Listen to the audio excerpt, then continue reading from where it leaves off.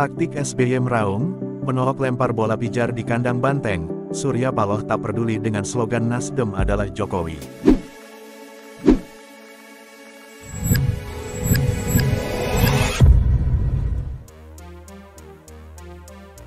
Sahabat suara Flores yang budiman. Dinamika politik nasional terus memanas jelang Pilpres 2024. Termometer politik makin meningkat pasca aksi menohok mantan Presiden Susilo Bambang Yudhoyono melemparkan bola pijar. Ada skenario Capres 2024 hanya 2 pasang. Meski SBY tidak sebutkan nama atau pihak mana sedang berskenario tudingan tersebut, namun diduga diarahkan kepada Ketua Umum PDIP Megawati, Presiden Jokowi dan parpol koalisi. SBY yang sudah 10 tahun tergusur dari kekuasaan ini, rupanya memantik politiknya yang padam dengan lebih cepat, melempar bolanya, mencegah sekaligus menarik politik belas kasihan dengan air mata. Aksi SBY itu kemudian mereda setelah dikupas dan ditampik abis oleh kader PDIP dan kubu pembela pemerintah. Pasca bola pijar SBY itu, suasana makin membara ketika Ketua Umum Partai Nasdem, Surya Paloh, menaikkan tensi politik dengan mengumumkan Capres Anies Baswedan. Proklamasi Anies mantan Gubernur DKI Jakarta menimbulkan kegemparan di ruang publik. Bukan karena Anies sang rival Ahok yang dibela mati-matian Surya Paloh dalam Pilkada DKI, tapi sikap politik Surya Paloh yang tiba-tiba berubah total terhadap Jokowi yang telah menempatkan 3 menteri dari Nasdem. Deklarasi Anies Capres yang sudah bocor ke ruang publik sebelum hari H, seolah menurunkan kredibilitas, integritas, loyalitas, elektabilitas, moralitas politik dan nasionalisme Surya Paloh.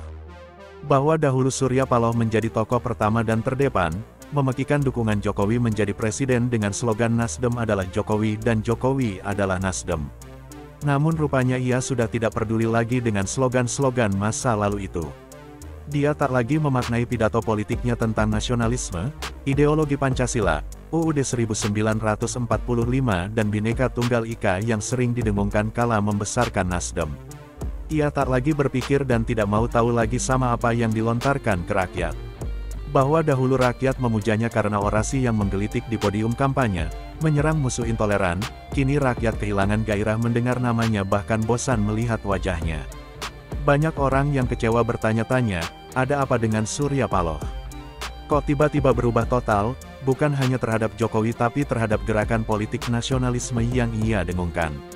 Apakah semua itu hanya topeng untuk membungkus sebuah rencana terselubung?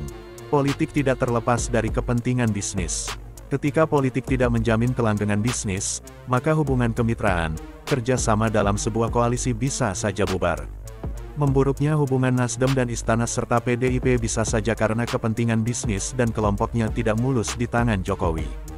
Isu dan rumor itu sudah tercium dan terendus media sejak lama. Tahun lalu, isu dan wacana kedekatan Surya Paloh dan Anies sudah terlihat jelas. Banyak informasi sumber berbagai media nasional, Surya Paloh memakai Anies jadi alat bargaining politik dengan Jokowi agar misi bisnisnya telah macet bisa ditinjau kembali. Jadi Anies hanya sebagai alat untuk menekan Jokowi agar membuka kembali ruang-ruang bisnis yang telah ditutup rapat. Soal ya atau tidak, semua tergantung bagaimana komunikasi politik yang akan dibangun bersama Jokowi. Yang pasti secara de facto, Nasdem sudah bulat mendeklarasikan mengusung Anies. Lebih kontras lagi, Nasdem malah berkonco dengan SBY dan Partai Demokrat untuk memasang Anies dan Agus sebagai capres dan cawapres yang berpotensi didukung Partai Keadilan Sejahtera. Jika fakta ini terjadi, maka semua perjuangan Surya Paloh runtuh, konstruksi politik kebangsaan Partai Nasdem hancur ke titik nadir. Dengan hadirnya Anies AHY, maka bola pijar yang dilempar SBY itu kembali ke kandang Demokrat sendiri. Bola pijar itu menegaskan bahwa SBY sungguh berambisi merebut kekuasaan melalui tangan AHY yang bersekutu dengan Surya Paloh.